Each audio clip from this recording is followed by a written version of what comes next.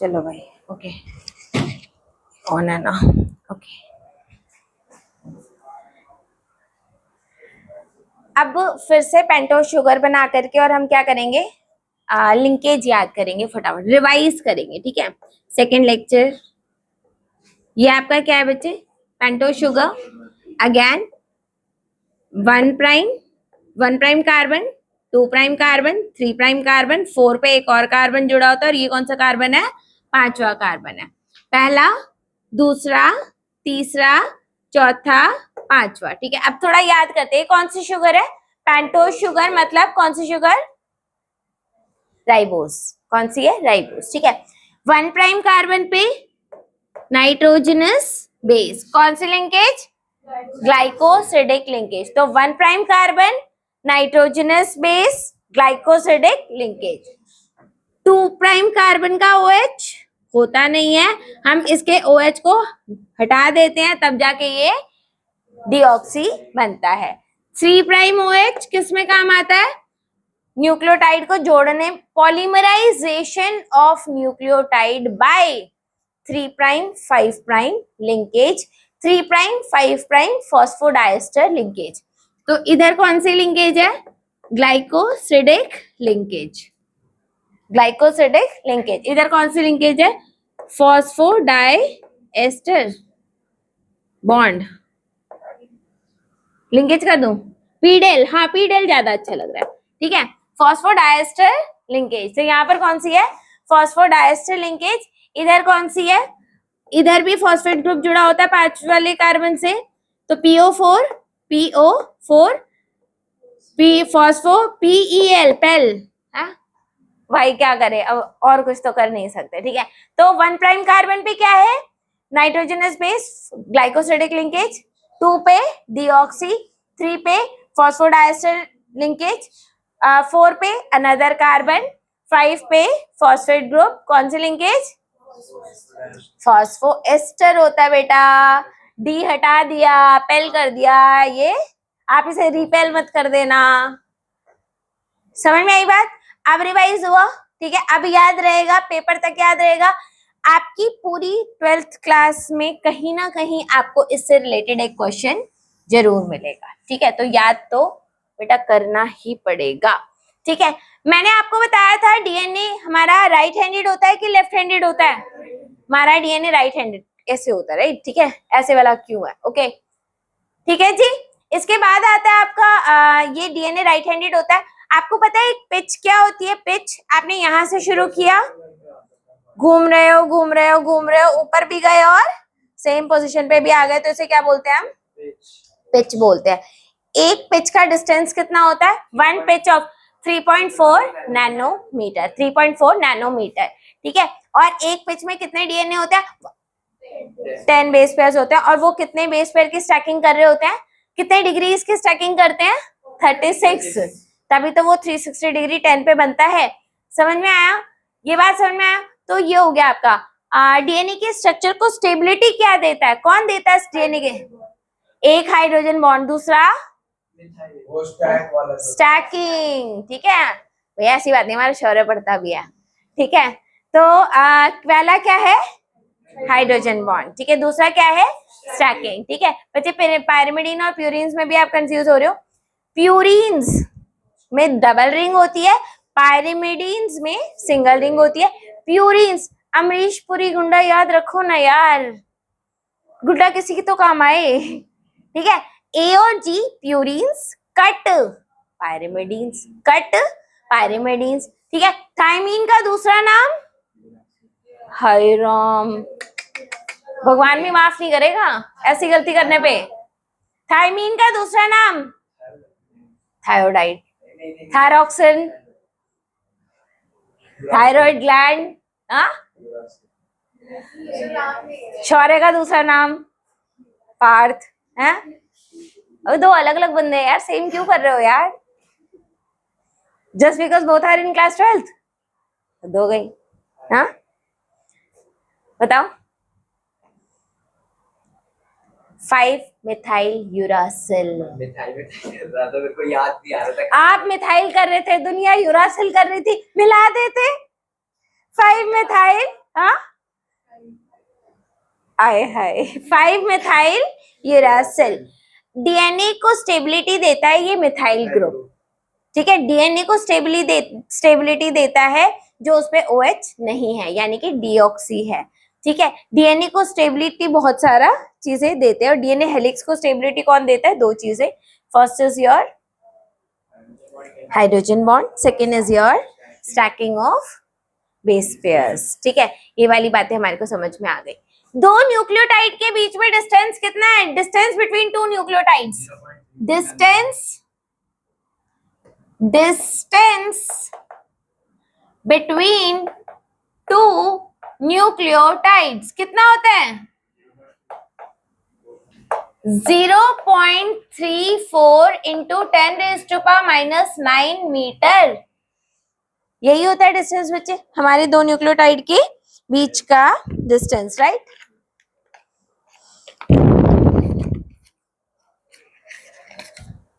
ठीक है। और ह्यूमन बींग्स में डीएनए है कितने? ह्यूमंस में इकोलाई में कितने डीएनए है? इकोलाई में कितना जीनोम साइज था? 4.6 इंटू 10⁻⁶। कोई बात नहीं, ठीक है। ह्यूमंस में कितना है? ह्यूमंस में है बच्चे 3.3 इंटू 10⁻⁹ बेस पेयर्स, राइट, ठीक है। ये समझ में आया? तो इधर है 3.3 इंटू 10⁻⁹। ओह हाँ, एग्जैक्टली, -9 में तो हमने मर जाना है, ठीक है, 9, ठीक है। ये समझ में आ गया बच्चे। ह्यूमन में 3.3 इंटू 10⁻⁹ एंड इकोलाई में 4.6 इंटू 10⁻⁶ बेस पेयर्स। क्लियर है बच्चे? अब अगर मैं इसकी ह्यूमन डीएनए लेंथ निकालूं तो कितनी आएगी? ह्यूमन की डीएनए की लेंथ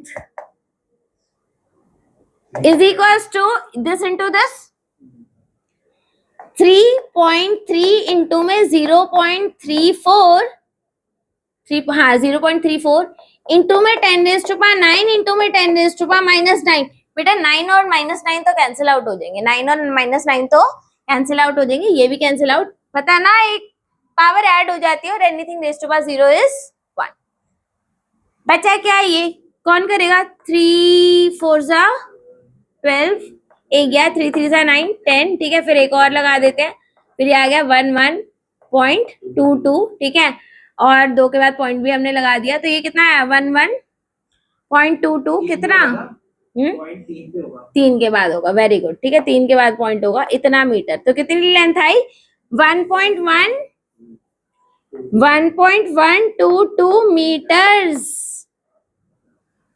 आपके डीएनए की लेंथ है, अगर उसको हेड टू हेड हम जोड़ देंगे तो।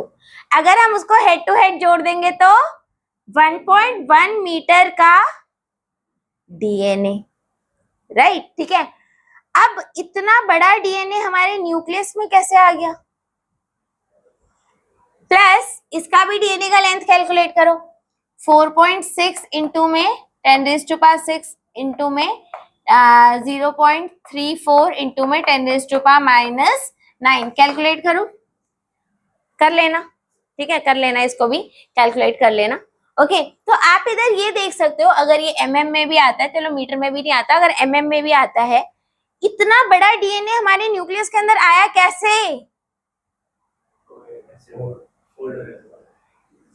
इसका मतलब एक चीज तो बहुत अच्छी है, पैकेजिंग बहुत अच्छी है, बहुत ज्यादा बढ़िया है, ठीक है। मैंने 2 चीजें ली बच्चे, एक लिया इकोलाई, एक लिया ह्यूमन, ठीक है, दोनों में पैकेजिंग हुई है। इकोलाई और ह्यूमन 2 क्यों लिए बच्चे? E coli is your prokaryotic and human is your eukaryotic, तो one is your prokaryotic and other is your eukaryotic, ठीक है। इन दोनों में एक मेजर डिफरेंस होता है, आपके प्रोकैरियोटिक सेल में न्यूक्लियस नहीं होता, आपके यूकैरियोटिक सेल में न्यूक्लियस होता है। इसका मतलब दोनों की पैकेजिंग में थोड़ा डिफरेंस तो आएगा यार, दोनों की पैकेजिंग में थोड़ा डिफरेंस तो होता है, ठीक है। The region of the cell where bacteria stores its DNA, उसे क्या बोलते हैं बताओ? The region of cell where bacteria stores DNA. कहां पे स्टोर करता है बैक्टीरिया डीएनए बताओ? न्यूक्लियोइड। क्या बोलते हैं उसे?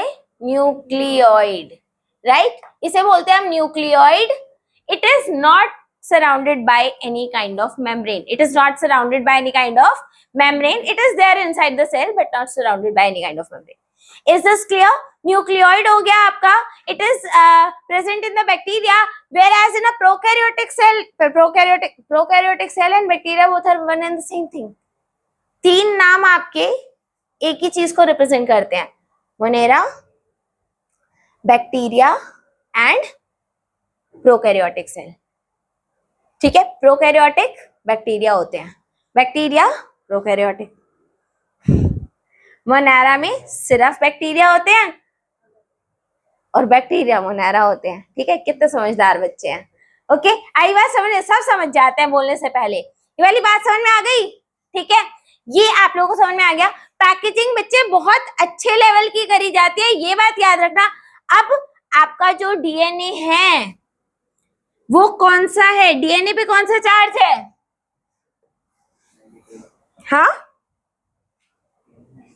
हाँ, डीएनए पे कौन सा चार्ज है? नेगेटिव। तो DNA is negatively charged particle. ठीक है, और बच्चे क्रोमोसोम ये पैक किस में होते हैं? क्रोमोसोम्स में पैक होते हैं। क्रोमोसोम्स में सिर्फ डीएनए नहीं होता, प्रोटीन भी होता है। डीएनए सिर्फ नहीं होता, प्रोटीन भी होता है। ठीक है, तो जब डीएनए नेगेटिवली चार्ज है तो प्रोटीन पे कौन सा चार्ज होगा? प्रोटीन पे डेफिनेटली कौन सा चार्ज होगा? तो प्रोटीन पे होगा आपके, जो इसके अंदर प्रोटीन पे होता है वो पॉजिटिव चार्ज होता है। क्यों चार्ज होता है बच्चे पॉजिटिव चार्ज? सिंपल सी बात है, इट विल स्टेबलाइज, है ना। अगर सेम हो गया तो रिपल्शन हो जाएगी। हाँ बच्चे, नेट चार्ज हमें जीरो करना होता है, तो आपको स्टेबलाइज करना होता है। जब आप इसे स्टेबलाइज कर दोगे, ठीक है, तो वो पैकेज ढंग से हो पाएगा। आई बात समझ में? अब प्रोटीन पे कौन सा चार्ज आता है, ये डिपेंड करता है कि उसमें अमीनो एसिड्स कौन से अबंडेंट हैं। यानी कि इसके प्रोटीन में कौन से अमीनो एसिड अबंडेंट होंगे? Basic amino acids. कौन से amino acids? That means basic amino acids are more abundant. Basic amino acid, A लिख दो, amino acids are more abundant, right? ठीक है, बेसिक अमीनो एसिड्स के नाम बताओ। HLA, बेसिक HLA याद है? नहीं याद है? नहीं याद है ना। देखो भाई, इसेंशियल अमीनो एसिड्स के नाम बताओ। इसेंशियल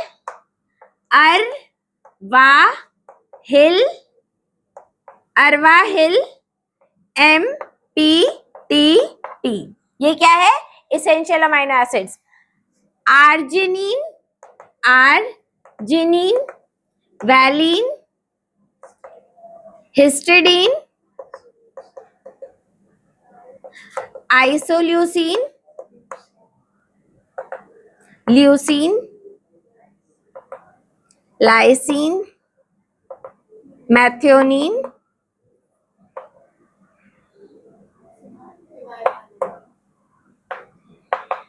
फेनाइलएलानिन,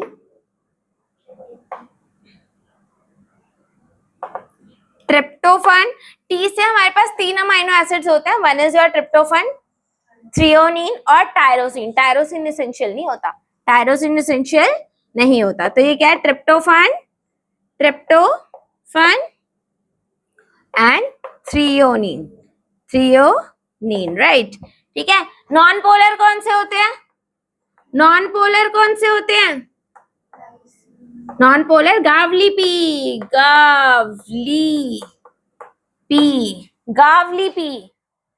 ठीक है। ग्लाइसिन, एलानिन, वैलिन, ल्यूसिन, ये दोनों भाई भाई हैं भाई। जहां ल्यूसिन जाता है वहां पे आइसोल्यूसिन भी जाता है, तो ये इनका भाईचारा अच्छा है, ल्यूसिन। ठीक है, और इधर आता है आपका फिनाइल। ठीक है, पोलर कौन से होते हैं? पोलर दो कैटेगरी में होते हैं, पोलर दो कैटेगरी में होते हैं। They can be acidic, they can be basic. Acidic and basic. Acidic बोले तो AgAgHLA। ये कौन सा है? Histidine, histidine. ये आपका लाइसिन। ओ इधर ल्यूसीन, आइसोल्यूसिन नहीं, अच्छा तो लाइसिन है ना। अब देख रहे हो, आपको कंफ्यूजन भी नहीं होगा। ल्यूसीन इधर आ ही नहीं सकता क्योंकि इसका भाई नहीं है। तो बच्चा कौन सा? Lysine, lysine, right. ठीक है, इधर क्या है? ए से क्या है? Arginine, right. AG aspartic acid, aspartic acid और ग्लूटामिक एसिड। ठीक है, आप बोलोगे हमें इनसे काम था, ये तो वीड है, अनइंटेंशनली आ गया है।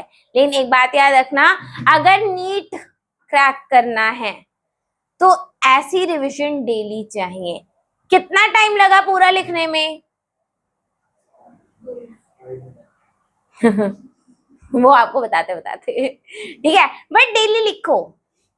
एक भी क्वेश्चन इस पे आ गया, और ये क्वेश्चन बच्चे सिर्फ आपका, आप कहोगे हमारे तो बॉय मॉलिक्यूल्स है ही नहीं। बेटा केम में तो है, केम में तो है, नीट में तो आएगा। आई बात समझ में? तो हर जगह करना तो पड़ेगा। तो इसमें कौन से अमीनो एसिड ज्यादा अबंडेंट होते हैं? एलए। कौन सा? LA, lysine, lysine and arginine. ये दो अमीनो एसिड्स होते हैं जो इनके अंदर बहुत ज्यादा अबंडेंट होते हैं। बताओ ये बात समझ में आई या नहीं आई? यहाँ तक ये चीज क्लियर हुआ? तो अभी तक मैंने क्या बताया? अभी तक हमारी पूरी क्लास का समरी क्या है? पहला, what is the distance between two nucleotide? 0.4 into 10⁻⁹ metre. E coli का 4.6 इंटू 10⁻⁶। ठीक है, ह्यूमन का कितना जीनोम है? 3.3 इंटू 10⁹9। बच्चे ये जो साइज आया है ये हैप्लॉइड डीएनए कंटेंट का है। डिप्लॉइड का क्या होगा? 2.2। ठीक है, आपका डीएनए कैसा चार्ज पार्टिकल है? Negatively charge particle. प्रोटीन कैसा होगा? पॉजिटिव चार्ज होगा। किसकी वजह से होगा? Amino acids which are there. कौन सा अमाइनो एसिड्स मोर अबंडेंट होंगे? बेसिक अमाइनो एसिड्स ज्यादा, लाइसिन एंड आर्जिनिन। आपको पता है एचएलए का एच नहीं होता, एचएलए का एच नहीं है, लाइसिन और आर्जिनिन है जो एनसीईआरटी ने दे रखा है। आई बात समझ में? अब इसको थोड़ा सा रब कर लेते हैं।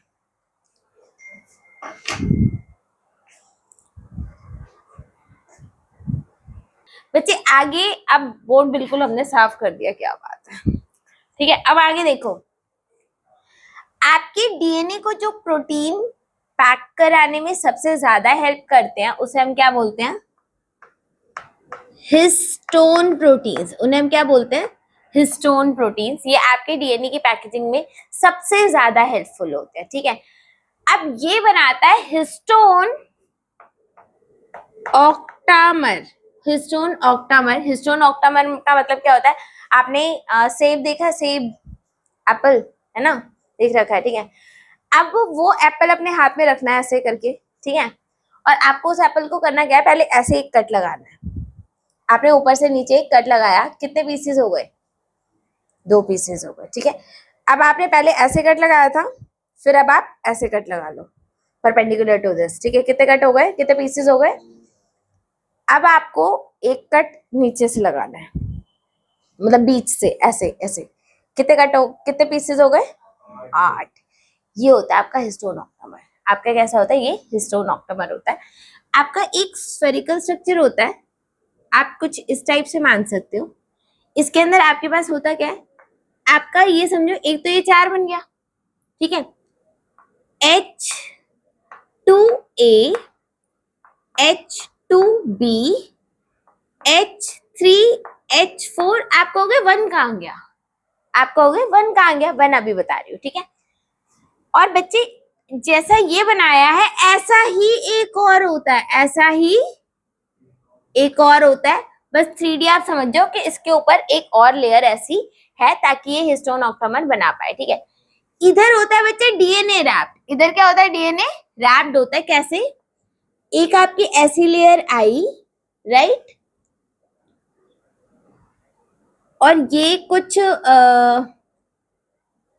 ऐसे करके अब ये उधर चली जाएगी।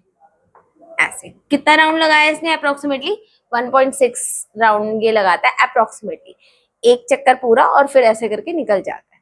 अब ऐसे ही एक हिस्टोन ऑक्टामर यहाँ होगा, यहां पर भी क्या होगा? H2A, H2B, H3 और H4, ठीक है। ये इधर भी ऐसे यू करके ऐसे यू राउंड लगा लेता है, और उसके बाद समझ जाओ ये फिर घूम जाता है फिर से ये कहीं पर, ये ऐसे जा करके कहीं तो निकल कर जाएगा, ठीक है। फिर एक और हिस्टोन ऑक्टामर आ जाएगा, ठीक है। फिर ये इधर इसके ऊपर रैप्ड हो जाएगा, राइट। तो ऐसे करके आपका ये हिस्टोन्स बनते रहते हैं, राइट। और ये हिस्टोन प्रोटीन्स होते हैं, एक histone along with the DNA, your histone along with the DNA बच्चे ये बनाता है आपका न्यूक्लियोसोम। ये क्या बनाता है? न्यूक्लियोसोम बनाता है, एक न्यूक्लियोसोम। अभी कितने न्यूक्लियोसोम्स हैं? 1 2 3। कितने न्यूक्लियोसोम्स हैं? 3 न्यूक्लियोसोम्स हैं। एक न्यूक्लियोसोम में कितना डीएनए होता है? 200 बेस पेयर्स। एक न्यूक्लियोसोम में कितने डीएनए होते हैं? 200 बेस पेयर्स होते हैं। तो एक न्यूक्लियोसोम का मतलब 200 बेस पेयर। अभी इधर कितने बेस पेयर्स हो गए? 600। समझ में? आपने देखा होगा, वो देखा ऊन वूल का जो गोला होता है, ठीक है। आपको अगर उसको रखना होता है तो कैसे रखा जाता है? आपने पूरा वो रैप कर दिया in the form of a spherical ball, ठीक है। देन आप उसमें कुछ अटका देते हो। क्यों अटकाते हो? ताकि वो खुल ना जाए, या फिर कह लो कि वो पैक ढंग से हो जाए। बच्चे ऐसे ही इधर आता है आपका हिस्टोन प्रोटीन। इधर इधर क्या आता है?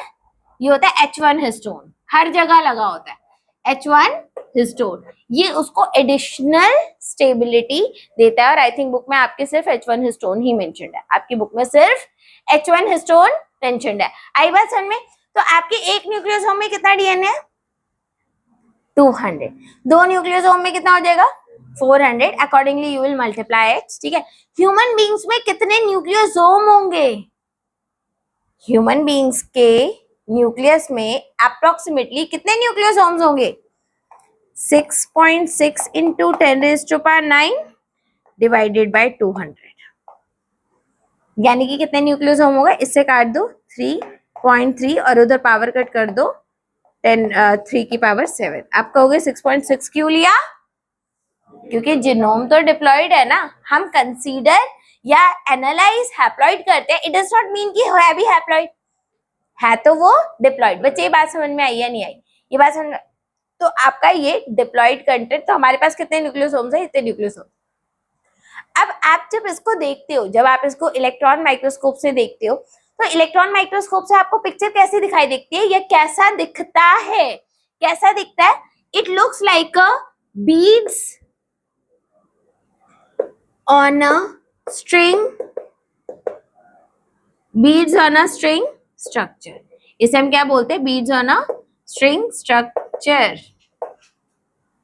समझ में आया? तो this is known as beads on a string structure। जैसे किसी धागे में आपने मोतियां डाल रखी हो, ठीक है, तो इस टाइप का सही आपका स्ट्रक्चर दिखता है। ये वाली बात समझ में आई या नहीं आई? ठीक है। ये इस लेवल की पैकेजिंग होने के बाद ये बन जाता है क्रोमैटिन, ठीक है। इस लेवल की पैकेजिंग होने के बाद क्या बन जाता है? क्रोमैटिन, ठीक है। हालांकि सिर्फ इतनी ही पैकेजिंग काफी नहीं होती, सिर्फ इतनी ही पैकेजिंग काफी नहीं होती है। इसको फर्दर पैक किया जाता है। किसकी हेल्प से पैक किया जाता है? अब हिस्टोन प्रोटीन्स नहीं है, अब हिस्टोन प्रोटीन्स नहीं है, तो additional level of packing for the DNA can be achieved by non-histone chromosomal protein, NHC, non-histone chromosomal protein। समझ में आया?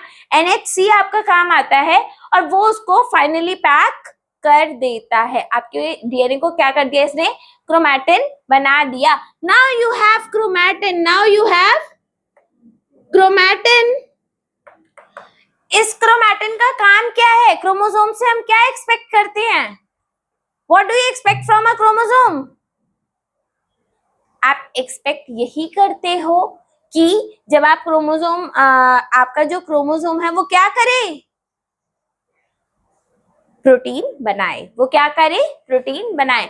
जो क्रोमोसोम का वो पार्ट जो प्रोटीन बना रहा है, क्या वो पार्ट ट्रू पार्ट है? यस। और बाकी नहीं है। आप लोगों ने कभी अपने घर में अलमीरा अरेंज करा होगा, कभी करा होगा ना, कभी अपने स्टडी टेबल को अरेंज करा होगा, राइट? जब आप अपने स्टडी टेबल को अरेंज करते हो तो किस तरीके से अरेंज करते हो? वो चीज जो डेली यूज होने वाली है उसको अपने पास एक्सेसिबल रखते हो, लूज रखते हो, ठीक है? और जो चीज आपको साल में एक बार चाहिए, दिवाली की लाइटें कहाँ रखी जाती हैं? कहीं एकदम कोने में पैक करके, ढूंढने पे भी इतनी पैकिंग कर देते हैं कि जरूरत पड़ने पे भी ना मिले, राइट? समझ में आया? तो हमारे घर का जो अरेंजमेंट होता है वो भी कुछ इसी तरीके से करा जाता है। जो डेली चीज यूज की चीज है उनको लूज रखा जाता है, और जो आपको कभी कभी चाहिए उनको आप अच्छे से पैक करके रखते हो। यानी कि पैकिंग क्लोज किसकी होती है? जो कभी कभी चाहिए। और जो आपको हमेशा चाहिए उसकी पैकिंग थोड़ी लूज रखी जाती है, ठीक है? क्रोमैटिन में भी ऐसा होता है बच्चे। एक रीजन होता है जिसको बोलते हैं हम यूक्रोमैटिन। यूक्रोमैटिन, यू मतलब ट्रू, यू मतलब true chromatin. And since it is a true chromatin, इसका मतलब ये आरएनए बना रहा है, ये प्रोटीन बना रहा है, ये आरएनए भी बनाएगा और प्रोटीन भी बनाएगा। आई बात समझ में? जब ये आरएनए बनाएगा, प्रोटीन बनाएगा, मतलब इसका ट्रांसक्रिप्शन हो रहा है। डीएनए टू आरएनए क्या है? ट्रांसक्रिप्शन है। इसका मतलब ये क्या है? Transcriptionally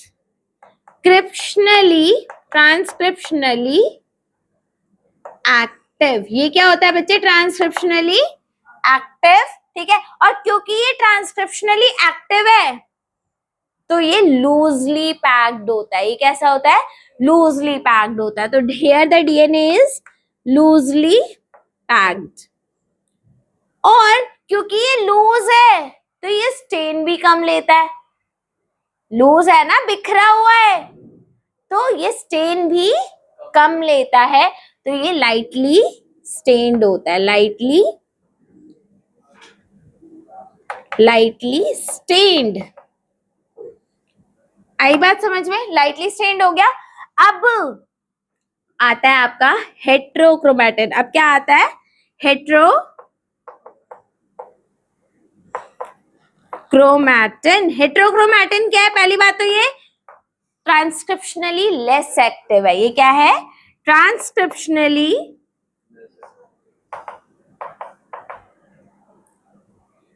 less active. ये कभी कभी जरूरत पड़ने वाली चीज है, ठीक है? अब क्योंकि ये ट्रांसक्रिप्शनली लेस एक्टिव है तो ये कैसा होगा? Tightly packed. और क्योंकि टाइटली पैक्ड है तो क्या होगा? Dark stand. आई बात समझ में? आपको लग रहा होगा कि ये तीन चीजें हैं, बेटा ये तीनों ही इंटरकनेक्टेड है। ये डार्क स्टेन्ड है क्योंकि ये टाइटली पैक्ड है, इसीलिए ये ट्रांसक्रिप्शनली लेस एक्टिव है। इधर चेक करो, लाइटली स्टेन्ड है, लूजली पैक्ड है, तभी तो ट्रांसक्रिप्शनली मोर एक्टिव है। आ रही है बात समझ में? समझ में आया? यहां तक क्लियर है? अभी तक हमने क्या कॉन्सेप्ट क्लियर करा? Packaging of DNA in the form of histone proteins, ठीक है? हिस्टोन ऑक्टामर बना। ये क्या है? H1 histone. मेरी ड्राइंग पे मत जाना, अपनी एनसीईआरटी में जाना और पढ़ाई कर लेना, ठीक है? इस स्ट्रक्चर को क्या बोला जाता है? Beads on a string structure, क्योंकि ये ऐसा लगता है कि धागे में मोतियां डाल रखी हैं। और ऐसा स्ट्रक्चर कब लगता है? ये जब इसको माइक्रोस्कोप के थ्रू देखा जाता है। कौन सा माइक्रोस्कोप? इलेक्ट्रॉन माइक्रोस्कोप के थ्रू देखा जाता है। आई बात समझ में? समझ में आया? आपका एक न्यूक्लियोसोम है क्या? when the DNA is wrapped around, अगर आपको न्यूक्लियोसोम को डिफाइन करने को कहा जाए तो क्या करोगे? आप बोलोगे when negatively charged DNA is wrapped around positively charged histone octamer, it forms one single nucleosome. ये आपने डेफिनेशन बता दी। and approximately 200 base pairs are packed into one nucleosome. आई बात समझ में? आ गई बात समझ में? तो यहाँ तक आपका क्लियर है। इसके बाद एक बड़ा प्यारा एक्सपेरिमेंट करेंगे हम, ठीक है? अभी कर रहे हैं, बस थोड़ा सा रब वगैरह कर ले। यहाँ तक समझ में आ रहा है? चलो भाई, अगला एक्सपेरिमेंट है। अब यहाँ से चालू होती है एक, वो क्या बोलते हैं, एक जंग चालू हो गई, ठीक है? अब तक हमें क्या पता चला? अब देखो, अभी तक हमें मालूम है डीएनए क्या है, ये वो फलाना ढिमकाना, पैकेजिंग हो गई, सब कर दिया, सब कर दिया। डीएनए के बारे में सब पढ़ लिया, लेकिन डीएनए है कौन, ये तो पता ही नहीं है ना? डीएनए है कौन? अब हम पता लगाएंगे। अब हमारे दिमाग में एक क्वेश्चन था कि what is the genetic material. आज आप कौन से ईयर में हो? 2024, ठीक है? आज से 100 साल पीछे चले जाओ, 1924 में, ठीक है? तो उस टाइम पर आपको जेनेटिक मटेरियल के बारे में कुछ पता ही नहीं था, ठीक है? तो एक साइंटिस्ट आया जिसका नाम क्या था? फ्रेडरिक ग्रिफिथ, ठीक है?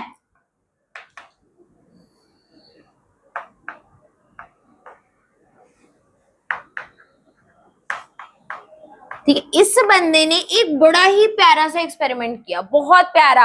आपने देखा होगा कि जितने भी एक्सपेरिमेंट्स होते हैं उसमें जनरली दो लोग होते हैं, Meselson and Stahl, Hershey, Chase, ठीक है, वॉटसन एंड क्रिक, हमेशा जनरली दो लोग होते हैं, ठीक है? ये वन मैन आर्मी, सिंगल, ठीक है? इस बंदे का एक्सपेरिमेंट बहुत बढ़िया भी था, इस बंदे का एक्सपेरिमेंट बहुत बढ़िया भी था, मुझे तो बड़ा पसंद आया था, राइट? ठीक है, इसने क्या करा? इसने एक बैक्टीरिया पे काम करा, इसने एक बैक्टीरिया पे काम करा, स्ट्रेप्टोकोकस निमोनियाई। किस पे काम करा? Streptococcus निमोनियाई। So he worked on a bacteria and the name of bacteria was Streptococcus pneumoniae, scientific name है, तो आपको अंडरलाइन तो करना पड़ेगा। ये क्या करता है? ये बैक्टीरिया निमोनिया कॉज करता है। क्या करता है? निमोनिया कॉज करता है, ठीक है? किस में कॉज करता है? सब में करता है वैसे तो, ठीक है, लेकिन इसने चूहे पे एक्सपेरिमेंट करा था, इसने चूहे पे एक्सपेरिमेंट करा था। आपको पता है most of the experiment they are done on, या, ठीक है, before conducting them on humans we do them on animals, ठीक है? Why? Because we can't conduct anything on the humans directly, ठीक है? तो और वैसे ह्यूमंस पे भी एक्सपेरिमेंट तो करना पॉसिबल था ही नहीं, ठीक है? अब इस बंदे ने ना इस बैक्टीरिया की 2 स्ट्रेन्स ले रखी थी, और ये एक्सपेरिमेंट सच बता रही हूँ बड़ा मजेदार है, रियलिटी में मजेदार है, ठीक है? थोड़ा ध्यान लगा के सुनना। इसने एक स्ट्रेन ली थी आर स्ट्रेन, जो रफ कॉलोनी बनाता था। क्या बनाता था? जब इसको प्लेट पे ग्रो करते हैं तो कौन सी कॉलोनी बनाता है? रफ। कल मैंने प्लेट दिखाई थी ना रूट हेयर के लिए, ठीक है? ऐसे ही हमारा वो भी होता है, क्या होता है, बैक्टीरिया को भी हम ग्रो करा सकते हैं, तो इसकी कॉलोनी रफ होती थी, आर स्ट्रेन। एक था एस स्ट्रेन, एक था एस स्ट्रेन, एस स्ट्रेन, समझ में आया? तो R strain and S strain, इसकी स्मूथ होती थी क्योंकि इस पे एक पॉलीसेकेराइड की कोटिंग होती थी, इस पे एक पॉलीसेकेराइड की कोटिंग थी और इस पे नहीं थी, यही दोनों में डिफरेंस था। आई बात समझने? अब ये वाला जो स्ट्रेन था बच्चे, ये था ए विरुलेंट, ए विरुलेंट। ये वाला स्ट्रेन कौन सा था? विरुलेंट। अब विरुलेंट क्या होता है? Ability of a pathogen to cause disease. What is virulence? Ability of a pathogen to cause disease is known as virulence. ठीक है, तो virulent है मतलब डिसीज कॉज करेगा, avirulent है मतलब डिसीज कॉज नहीं करेगा। मेरी पूरी पीएचडी में मैंने avirulent और virulent स्ट्रेन पे बहुत ज्यादा काम करा हुआ है, and when I went for my thesis to get print, ठीक है, तो वहां पे जो बंदा वो करता है, क्या बोलते हैं उसकी, फॉर्मेटिंग कराता है, मतलब एक बुक की शेप में लेकर आता है तो फॉर्मेटिंग कराता है, तो ही वाज सेइंग मी कि आपकी ना पूरी थीसिस में कहीं पे विरुलेंट लिखा है, कहीं पे ए विरुलेंट कर रखा है, सेलेक्ट करके सबको विरुलेंट कर दूं क्या? मैंने कहा ओ भैया चेंज कर मत देना गलती से भी, पता चला आप ही मेरी थीसिस लिख रहे हो, ओके? और अगर उन्होंने ऐसा काम कर दिया होता, बाय गॉड, पहले ही वो रिजेक्ट हो जानी थी। ठीक है, ऐसा सच में उन्होंने बोला था। ठीक है, ये समझ आ गया। तो देयर वाज अ एविरुलेंट स्ट्रेन जो डिसीज कॉज नहीं करता, विरुलेंट जो कि डिसीज कॉज करता है। नाम में सिर्फ एक का डिफरेंस है बेटा, लेकिन डिफरेंस बहुत ज्यादा है, डिफरेंस बहुत ज्यादा है, ये बात याद रखना। ठीक है, अब ये दो स्ट्रेन्स थे, एक अब उसे पकड़ लिया चूहा। क्या पकड़ लिया? चूहा। अब प्लीज ध्यान से सुनना, ध्यान से। जब उसने माइस में आर स्ट्रेन को जब उसने माइस में इंजेक्ट किया तो चूहा नहीं मरा, माइस लाइव, लाइव लाइव लाइव कर लेते हैं। ठीक है, समझ आया? जब आर स्ट्रेन को माइस में इंजेक्ट करा, माइस जिंदा रहा। क्यों? क्योंकि आर स्ट्रेन तो ए विरुलेंट है। ये क्या है? ए विरुलेंट स्ट्रेन है। भाई ये क्यों डिसीज कॉज करेगा? समझ में आई बात? फिर बंदे के दिमाग में आया यार एस स्ट्रेन को इंजेक्ट करें। साइंटिस्ट पागल होता है सच में। ठीक है, ओके। तो एस स्ट्रेन को जब इसने माइस में इंजेक्ट किया तो माइस डाई बोले तो मर गया, राइट? ये होता है। ठीक है, माइस मर गया, चूहा मर गया। ओके, अब मैंने क्या बोला अभी? साइंटिस्ट पागल सच में होते हैं, बाय गॉड। ठीक है, उसने क्या करा? अब ध्यान से सुनना, ध्यान से। ठीक है, एस स्ट्रेन को हीट किल कर दिया, हीट किल कर दिया, यानी कि एस स्ट्रेन वाले बैक्टीरिया को उबाल दिया, बैक्टीरिया मर गया, बैक्टीरिया मर गया। अब इसको माइस में डाला तो माइस लाइव, राइट? माइस, भाई यार ये मर गया तो ये जिंदा रहेगा ना, सिंपल सी बात है। अब मैंने आपको क्या कहा था?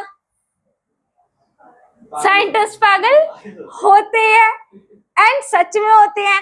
ये नंबर 1, ये नंबर 2, ये नंबर 3। नंबर 1 में लाइव, नंबर 2 में डाई, नंबर 3 में लाइव। इसने 1 और 3 को कंबाइन कर दिया क्योंकि साइंटिस्ट तो। ठीक है, फोर्थ कॉम्बिनेशन इसने बनाया, R strain plus S strain जो कि हीट किल्ड है, जो कि हीट किल्ड है। ये नीचे वाला दिख रहा है ना? कहीं पता चले इधर दिखे ना है। अरे बहुत बढ़िया, एकदम एकदम, हाँ बिल्कुल बिल्कुल। तो हुआ क्या? आर स्ट्रेन डाला माइस में, जिंदा रहा। एस स्ट्रेन डाला माइस में, मर गया।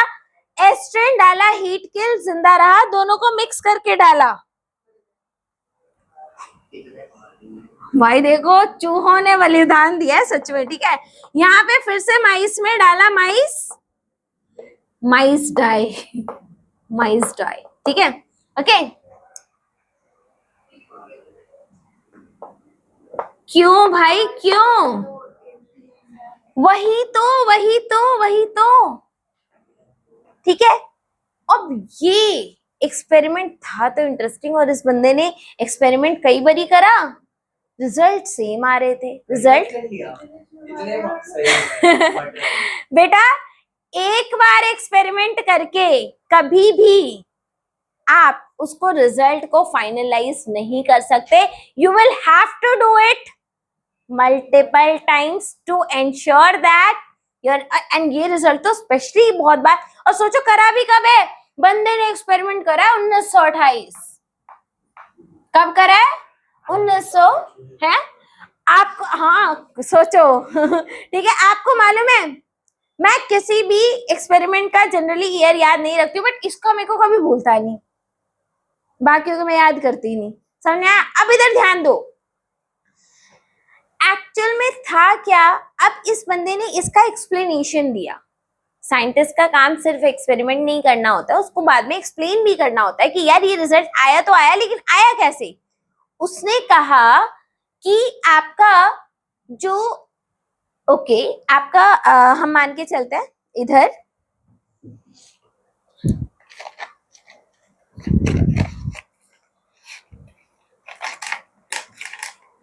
लाल रंग, ठीक है, हमारा ये स्ट्रेन है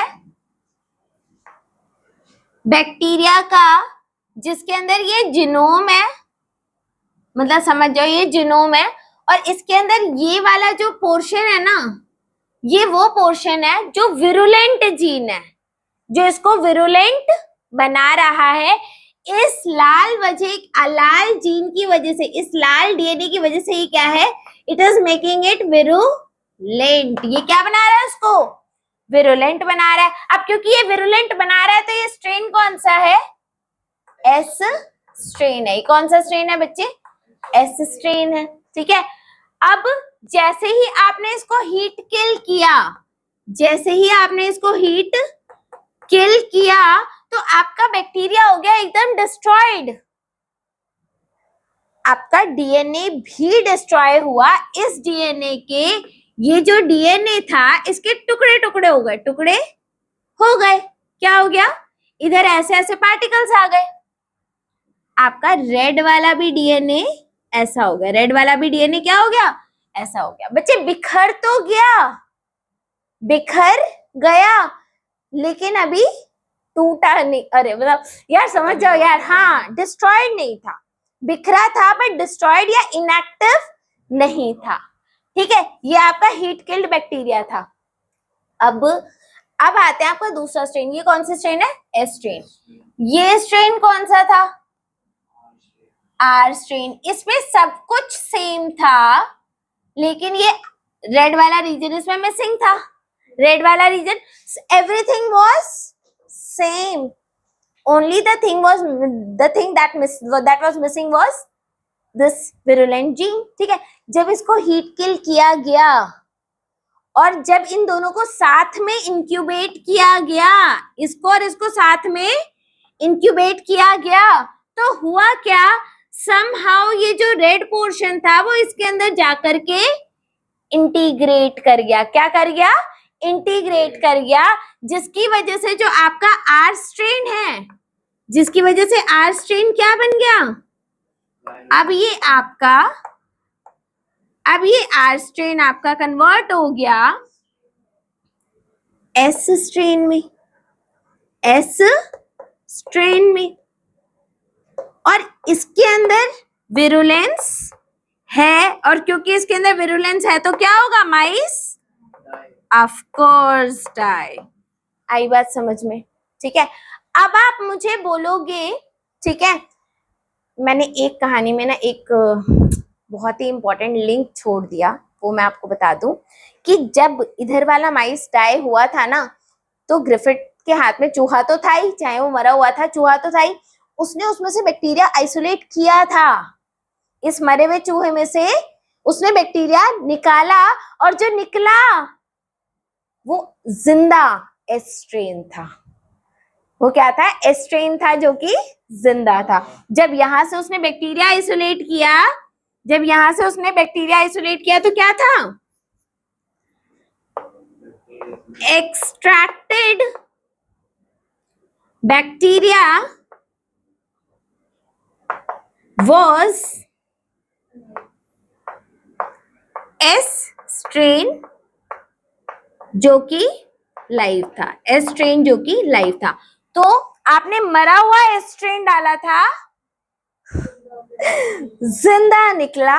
भाई आप ये समझो, आप लोगों को अभी भी ये एक्सपेरिमेंट आई गेस थोड़ा सा तो इंटरेस्टिंग लग रहा होगा, ठीक है। इस बंदे ने यही एक्सपेरिमेंट ऑलमोस्ट 96 इयर्स अगो किया है, 4 साल तो हो गए ना, ठीक है, 96 इयर्स अगो। तब उसके लिए एक्सपेरिमेंट कितने अच्छे रहे होंगे, ठीक है, या उसके लिए रिजल्ट कितना अमेजिंग, कितना टेम्पटिंग सा रहा होगा। आई बात समझ में, ठीक है। तो उसने ये रीजन दिया था, उसने क्या रीजन दिया था कि मेरा एस स्ट्रेन वैसे तो मरा हुआ था, ठीक है, लेकिन जब मैंने उसको आर स्ट्रेन के साथ इंक्यूबेट किया तो उसने अपना काम कर दिया। ठीक है, ये वाली बात सुने, ये समझ में आ रहा है या नहीं आ रहा है? पक्का समझ में आ रहा है? पक्का पक्का पक्का आ रहा है?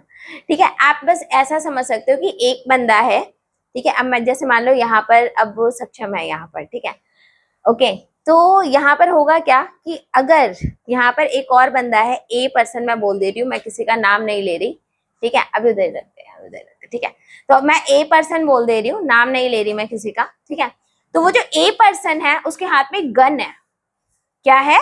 बंदूक, ठीक है। अब जब इस बंदे के हाथ में बंदूक है और वो बच्चा, मतलब वो ए बंदा जो है वो बच्चा ही है, ठीक है, मान लो वो 10 साल का बच्चा है, क्या वो बच्चा गन चला के इसे मार सकता है? मार देगा, ठीक है, क्या करेगा? मार देगा, ठीक है, ओके। अरे यार 15 साल ले लो यार, 15 साल का ले लो, ठीक है। अब तुम बताओ शौर्यवंश बत्रा क्या, सॉरी सॉरी सॉरी, आंसर चला सकता है ना गन, ऑब्वियसली 15 साल का लड़का है वो, ठीक है, चलो ना तुम्हारी ना मेरी 14 साल का, ठीक है, एग्जैक्टली यार, सही बात है, चाहे वो खुद उसके बाद मर जाए लेकिन तुमको मार के मरेगा, समझा? अब वो 14 साल का बच्चा है, ठीक है, उसके हाथ में गन दे दो तो वो सक्षम को मार देगा, राइट। वही 14 साल का बच्चा अगर अकेला है तो नहीं कर पाएगा, क्योंकि सक्षम उसको मार देगा, राइट, राइट, ऑफ कोर्स, ठीक है।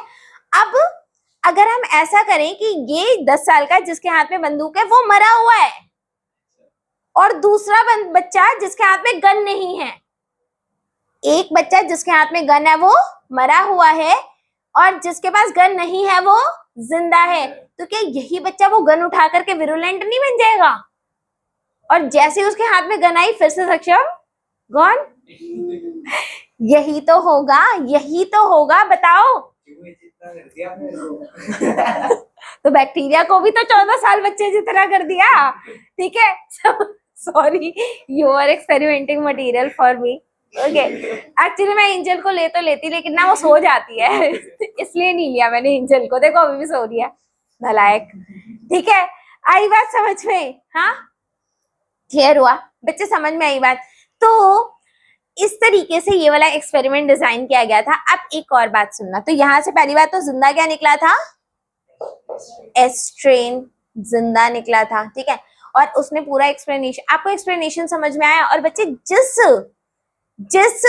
मैकेनिज्म से आपका डीएनए मरे हुए बैक्टीरिया में से जिंदा बैक्टीरिया में गया था उसे बोलते हैं हम ट्रांसफॉर्मेशन, उसे हम क्या बोलते हैं? Transformation of DNA. एंड क्या बैक्टीरिया के अंदर ट्रांसफॉर्मेशन होता है? जी हाँ, ग्रिफिथ ने किया है, ठीक है। अब इसके बाद आता है ग्रिफिथ, अच्छा ग्रिफिथ के टाइम पर ये नहीं पता था कि डीएनए जेनेटिक मटेरियल है, ग्रिफिथ को ये नहीं पता, ग्रिफिथ ने ये कहा कि जरूर जो आपका एस्ट्रेन जो कि हीट किल था उसका जेनेटिक मटेरियल ही हो सकता है जो इतना स्टेबल था कि हीट किल होने के बाद भी डिस्ट्रॉय नहीं हुआ, तो उसने इनडायरेक्ट एविडेंस दिया था। क्या उसने कोई डायरेक्ट एविडेंस दिया? जी नहीं, उसने इनडायरेक्ट एविडेंस दिया था। और सेल के अंदर सिर्फ डीएनए होता है या डीएनए, प्रोटीन और आरएनए तीनों होता है? तीनों। यानी कि हमें ये तो पता था कि जिस चीज ने ट्रांसफॉर्म किया वो है तो जेनेटिक मटेरियल, लेकिन वो जेनेटिक मटेरियल डीएनए है, आरएनए है या प्रोटीन है? हमारी कंपटीशन क्या चल रहा है? आपने कंटेस्टेंट बोलते हैं ना, हाँ ये 3 कंटेस्टेंट है, पहला वर्सेस तीनों में लड़ाई चल रही है, कौन जीतेगा, ठीक है। तो अभी तक हमें कुछ नहीं मालूम, ठीक है।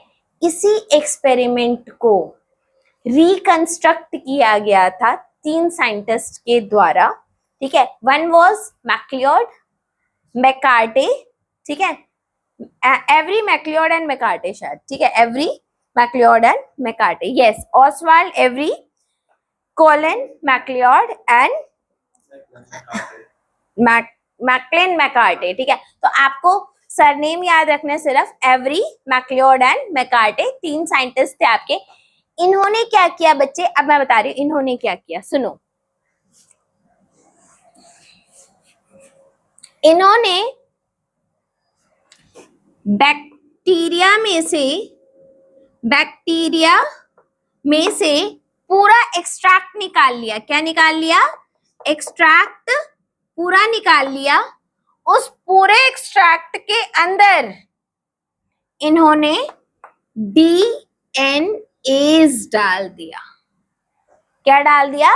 डीएनएज। अब ये डीएनएज क्या है बच्चे? डीएनएज होता है वो एंजाइम जो डीएनए को खत्म कर देता है, ठीक है। और फिर इसको इंक्यूबेट करा आर स्ट्रेन में, ठीक है, और चेक करा कि ट्रांसफॉर्मेशन हुई या नहीं। प्लीज ध्यान दो इधर, प्लीज ध्यान दो।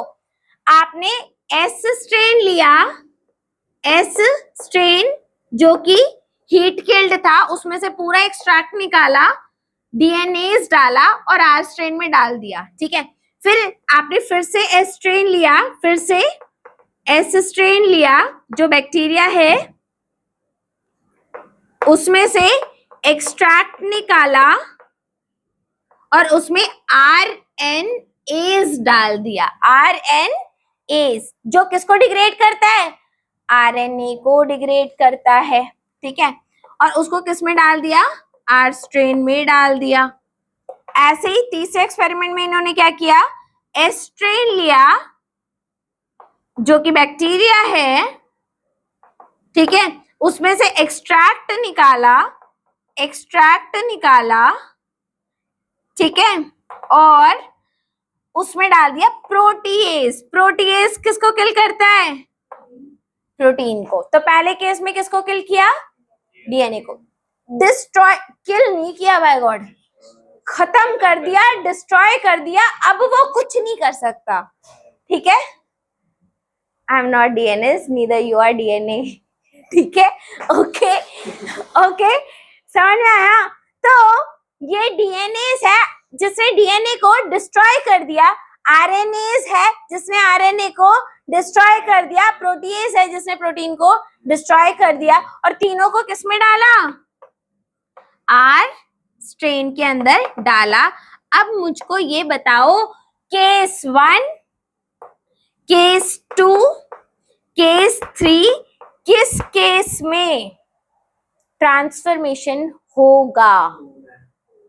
हाँ, कौन कौन में ट्रांसफॉर्मेशन हो जाएगा? किस में ट्रांसफॉर्मेशन होगा?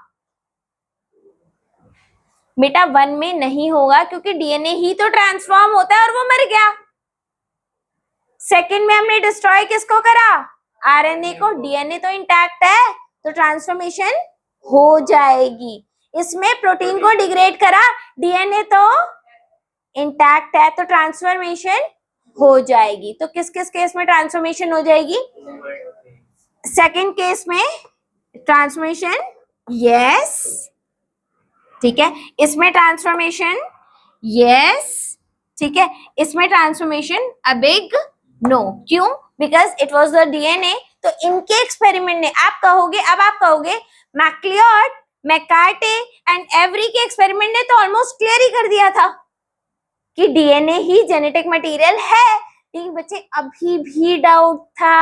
आप एक बात याद रखना, डीएनए को भाई कौन बनेगा जेनेटिक मटेरियल के खेल में? डीएनए को इतनी जल्दी जिता दे ना।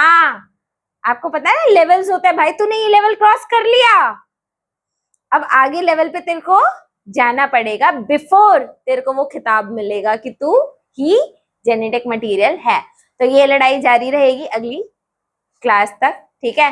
हाय नहीं बोला था शौर्य, बाय बोल देती हूँ, बाय बाय ठीक है, ओके। तो अभी क्लास तो खत्म करते हैं। कितनी देर की हो गई? 54 मिनट्स की हो गई, ठीक है, बढ़िया।